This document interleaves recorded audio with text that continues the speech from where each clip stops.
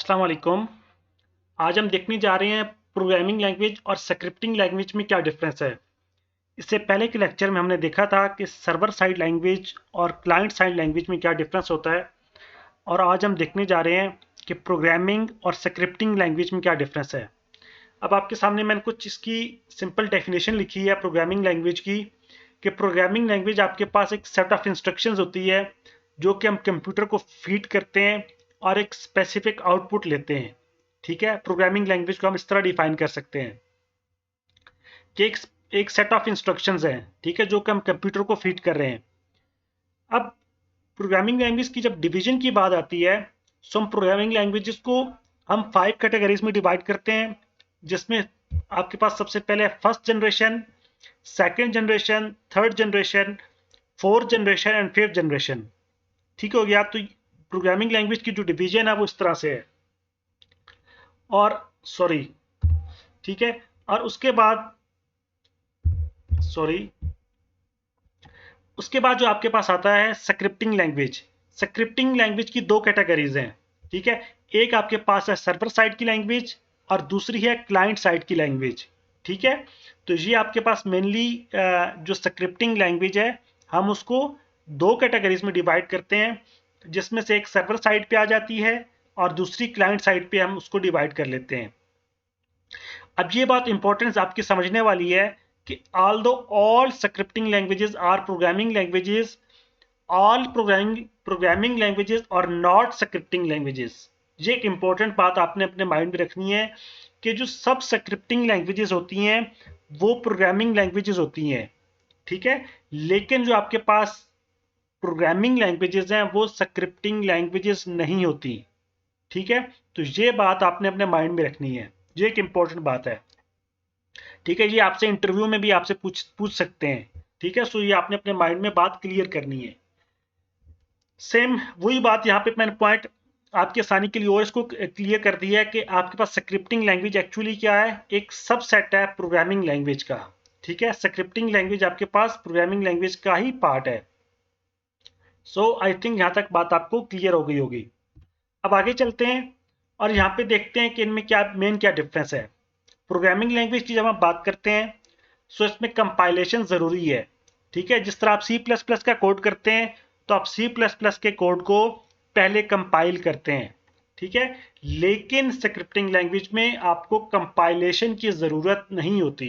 ठीक है, तो ये इनमें एक मेजर डिफरेंस है कि वहाँ पे हम कंपाइलेशन करते हैं लेकिन यहाँ पे हम कंपाइलेशन नहीं करते। ठीक है, ये हमारे पास इंटरप्रेटेड नहीं होती इस तरह से, लेकिन यहाँ पे हमें इंटरप्रेटर की और इंटरप्रिटेशन रिक्वायर्ड होती है। ठीक है यहाँ पे।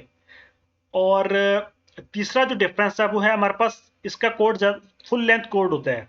ठीक है, प्रोग्रामिंग का। और जो आपके पास जो स्क्रिप्टिंग लैंग्वेज है इसका जो कोड है वो थोड़ा स्मॉल होता है आपके पास। फिर आपके पास एग्जाम्पल इसने दिए हैं कि जावा है, सी है, C++, इनको हम प्रोग्रामिंग लैंग्वेज की कैटेगरी में फॉल करते हैं।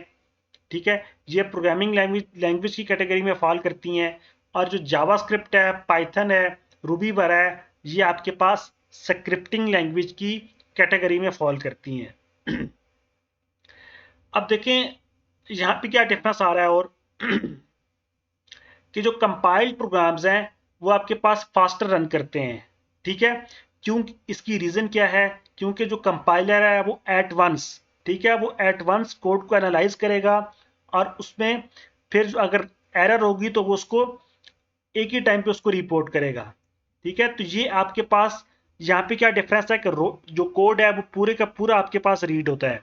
ठीक है, ए से लेकर जेड तक पूरा कोड आपके पास रीड होगा, लेकिन यहाँ पे क्या होगा, इंटरप्रेटर यहाँ पे कोड को है वो लाइन बाय लाइन आपको एनालाइज करेगा। ठीक है, जो यहाँ पे लाइन बाय लाइन कोड की रीडिंग हो रही है, लेकिन प्रोग्रामिंग लैंग्वेज में कोड की लाइन बाय लाइन रीडिंग नहीं होती। ठीक है, यहाँ पे एट द होल जो ऑन द होल आपके पास जो कोड है वो रन होता है। और ये हम बात कर चुके हैं पहले कि प्रोग्रामिंग लैंग्वेज को कंपाइलर की जरूरत पड़ती है। ठीक है, कंपाइलेशन क्योंकि यहाँ पे जरूरी है, और यहाँ पे आपको कंपाइलर की जरूरत नहीं पड़ती, और यहाँ पे आपके पास लाइन बाय लाइन कन्वर्जन होती है कोड की। ठीक है, लाइन बाय लाइन इंटरप्रिटेशन होती है, और यहाँ पे लाइन बाय लाइन कन्वर्जन नहीं है। ठीक है, ये भी बात आपने समझनी है अच्छी तरह से।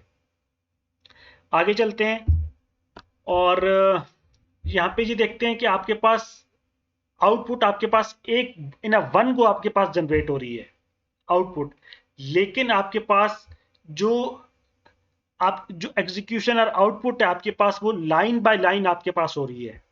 ठीक है, तो ये लाइन बाय लाइन जहाँ पे कोडिंग चलती है और कोडिंग आपके पास इंटरप्रेट होती है, लेकिन यहाँ पे वन गो में आपके पास आउटपुट जनरेट हो रही है। नेक्स्ट डिफरेंस क्या, प्रोग्रामिंग लैंग्वेज में .exe फाइल आप उसे क्रिएट करते हैं, लेकिन यहाँ पे .exe फाइल क्रिएट करने की ज़रूरत नहीं है। ठीक है, अब यूज़ इनका कहाँ पे, मोस्टली ये एप्लीकेशन तो सॉफ्टवेयर डेवलपमेंट में यूज़ होती हैं प्रोग्रामिंग लैंग्वेजेस, और जो आपके पास है वेब डेवलपमेंट्स, ठीक है, इसमें आप स्क्रिप्टिंग लैंग्वेज को यूज़ करते हैं। फिर जो इंपॉर्टेंट चीज़ है कि आपको यहाँ पे किसी होस्ट की ज़रूरत नहीं है। ठीक है, लेकिन यहाँ पे आपको होस्ट की ज़रूरत पड़ती है, और ये आपके पास इंडिपेंडेंटली रन होती हैं, ये दे रन इंडिपेंडेंटली, लेकिन यहाँ पे आपको किसी पेरेंट प्रोग्राम की जरूरत पड़ती है, ये आपके पास इंडिपेंडेंटली रन नहीं होती। ठीक है, HTML के साथ या आपके पास किसी और लैंग्वेज के साथ आप इनको यूज करते हैं। अब आगे थोड़ी बात कर लेते हैं इंटरव्यू क्वेश्चंस की।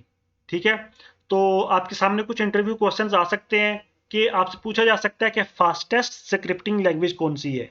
ठीक है, तो PHP को भी हम एक फास्टेस्ट स्क्रिप्टिंग लैंग्वेज कंसिडर करते हैं। और दूसरी बात, फिर आपके पास ESP.NET वगैरह वो भी आपके पास एक सर्वर साइड की आपके पास एक जो है फास्टेस्ट स्क्रिप्टिंग लैंग्वेज की कैटेगरी में वो भी आती हैं। ठीक है, तो PHP और ASP.NET वगैरह। अब आपके पास पूछ सकते हैं, आपसे इंटरव्यू में पूछ सकते हैं क्या C++ एक स्क्रिप्टिंग लैंग्वेज है। इसका आंसर है कि no, C++ is a programming language. ठीक है, ये बात अपने अपने माइंड में रखनी है। ठीक है, ये आपसे इंटरव्यू में पूछ सकते हैं। आपसे पूछ सकते हैं पाइथन आपके पास प्रोग्रामिंग है या स्क्रिप्टिंग लैंग्वेज है। यस, पाइथन आपके पास स्क्रिप्टिंग लैंग्वेज है। ठीक है, ये आपसे पूछा जा सकता है। फिर आपसे पूछा जा सकता है कि आपके पास कंपाइलर कंपाइलर कहाँ पे हैं, व्हाट आर कंपाइलर्स। ठीक है, कंपाइलर्स क्या करते हैं, कंपाइलर्स एक्चुअली आपके सामने यहाँ पे इसका आंसर लिखा हुआ है कि हाई लेवल या मिडिल लेवल की जो लैंग्वेज है, इसको ये मशीन लैंग्वेज में, ठीक है, मशीन रीडेबल लैंग्वेज में कन्वर्ट करते हैं। ठीक है, इनका काम ये है। और इंटरप्रेटर्स क्या होते हैं, इंटरप्रेटर्स क्या है कि वो लाइन बाय लाइन कोड को एनालाइज करते हैं और एग्जीक्यूशन करते हैं फिर। ठीक है, और ये कंपाइलर से थोड़ा स्लो होते हैं। ठीक है, और इनको पाइथन, जावास्क्रिप्ट और ये रूबी वगैरह ये इंटरप्रेटर यूज करते हैं। ठीक है, सो ये थे कुछ इंटरव्यू क्वेश्चंस जो आपको बताने थे। और नेक्स्ट लेक्चर से हम प्रॉपर जावास्क्रिप्ट की कोडिंग स्टार्ट कर रहे हैं, और नेक्स्ट लेक्चर हमारा होगा फर्स्ट प्रोग्राम इन जावास्क्रिप्ट। और अगर आपको ये मेरा लेक्चर अच्छा लगा है तो मेरा चैनल सब्सक्राइब करें और इस प्लेलिस्ट को ज़्यादा से ज़्यादा अपने दोस्तों के साथ शेयर करें। नेक्स्ट लेक्चर में आपसे मुलाकात होती है, तब तक के लिए अल्लाह हाफिज़।